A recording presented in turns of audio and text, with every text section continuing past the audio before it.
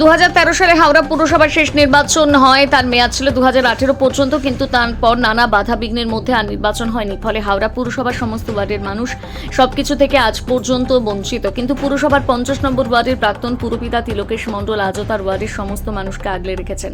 মানুষের বিপদ আপদে সব সময় তাদের পাশে গিয়ে দাঁড়ান। ওই ওয়ার্ডের উন্নয়নের কাজ আজও তিলকেশ করে চলেছে। আজ তৃণমূল কংগ্রেসের উদ্যোগে এবং তিলকেশ মণ্ডলের ব্যবস্থাপনায় 28তম রক্তদান শিবিরের আয়োজন করা হয়।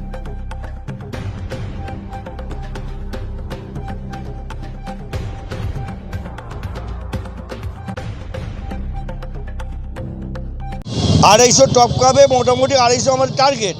কিন্তু আমরা যেহেতু আজ 28টা বছর রক্তদান শিবির আমরা পিজি হসপিটালেই দিই, যেহেতু সরকারি, তো আমরা আরও খানকুড়ি বেশি আনতে বলেছি। তা আমাদের অলরেডি এখন এই বর্তমানে 237 জন চলছে, লাইনেও দাঁড়িয়ে রয়েছে। 250 অলরেডি পেরিয়ে গেছে।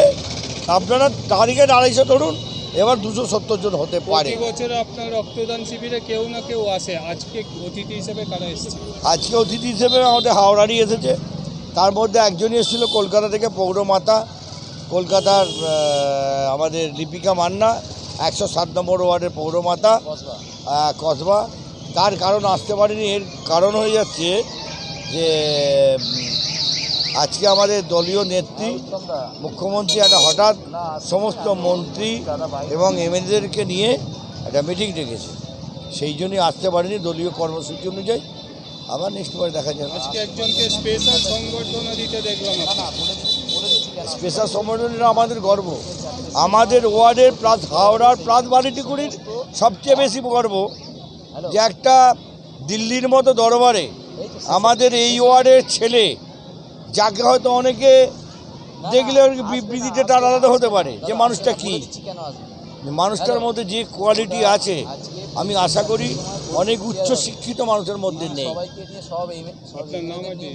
তিলকেশ মণ্ডল, প্রাক্তন পৌর প্রতিনিধি।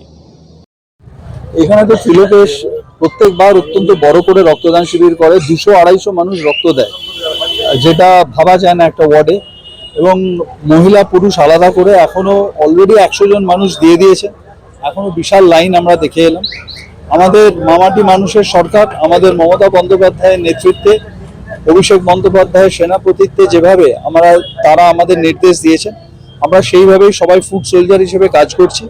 আজকে তিলকেশ এই ওয়ার্ডের সঙ্গে নিজেকে দীর্ঘদিন অঙ্গাঙ্গিভাবে জড়িয়ে রেখেছে, মানুষের সুখে দুঃখে তাদের পাশে থাকে, তাই মানুষ এইভাবে সাড়া দেয়।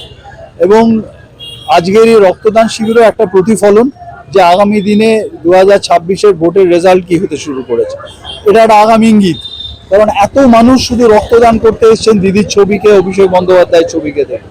তো তাই আমি তিলকেশকে ধন্যবাদ জানাই এবং আমরা এটা নিশ্চিত যে 4র্থবারের জন্য আমাদের মাননীয় মুখ্যমন্ত্রী মমতা বন্দ্যোপাধ্যায় আবার এই মামাটি মানুষের সরকারকে নিয়ে মানুষের সেবা করার জন্য আসতে চলেছে। কিন্তু দেখা যাচ্ছে যে গ্যাসের একটা আকাল চলছে বর্তমানে, গ্যাস নিয়ে সমস্যা, কিন্তু এখানে রক্তদাতাদের হাতে গ্যাস ওভেন তুলে দেওয়া হচ্ছে।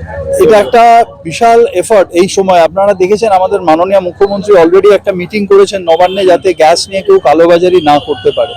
কেন্দ্রীয় সরকার তারা সামলাতে ব্যর্থ, তারা প্রথম কথাতেই আগে 60 টাকা দাম বাড়িয়ে দিলেন।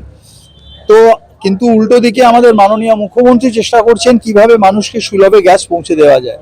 তারই ভাবধারাতে আমাদের উদ্বুদ্ধ হয়ে আজকে তিলকেশ সেখান থেকে মানুষের হাতে সিলিন্ডার তুলে দিচ্ছে। এটা অত্যন্ত অভিনব উদ্যোগ এবং এটা তৃণমূল কংগ্রেসের যে আমাদের সংস্কৃতি, এটা তারই পরিচয়। আমি ডক্টর সুজয় চক্রবর্তী।